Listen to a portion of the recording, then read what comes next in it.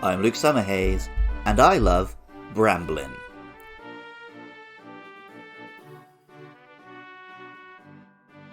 Tumbleweeds are unique plants.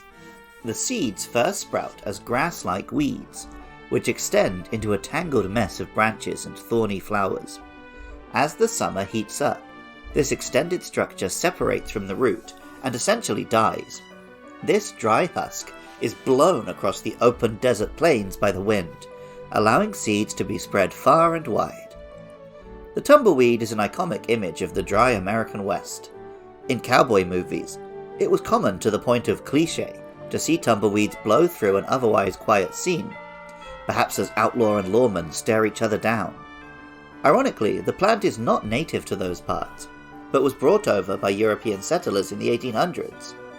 The majority of cowboy films weren't filmed in the American West anyway. There were so-called spaghetti westerns filmed in Italy, and even some paella westerns filmed in Spain.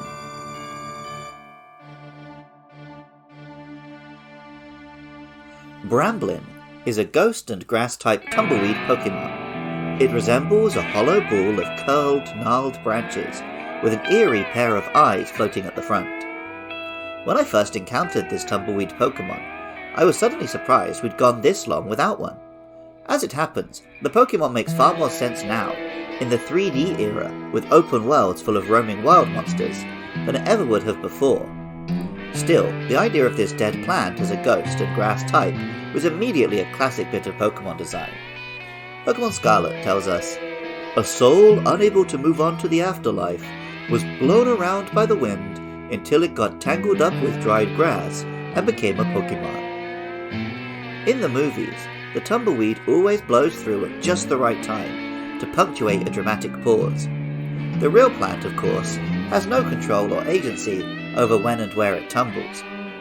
Pokemon Violet tells us, "Not even Bramblin knows where it is headed as it tumbles across the wilderness, blown by the wind. It loathes getting wet." The name, Bramblin, combines bramble for the thorny bush with rambling for the way it travels any which way.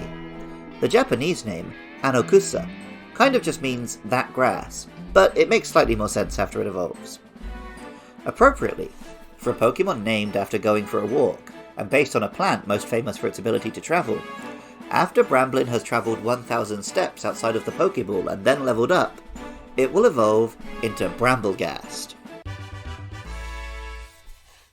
Brambleghast is a bigger, stockier, gnarled ball of thorned branches, now with a smiling mouth forming and some plants growing around the eyes to outline and emphasize them.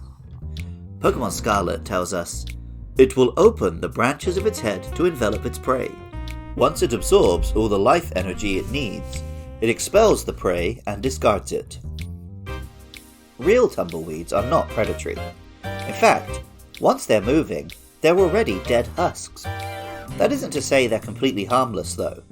As a weed which grows where other plants won't, they can become quite numerous in areas which are very flat and windy, only to all be swept up and moved in one go.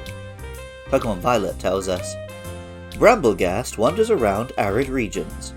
On rare occasions, mass outbreaks of these Pokemon will bury an entire town." This Pokemon's ability, Wind Rider, is appropriate and unique.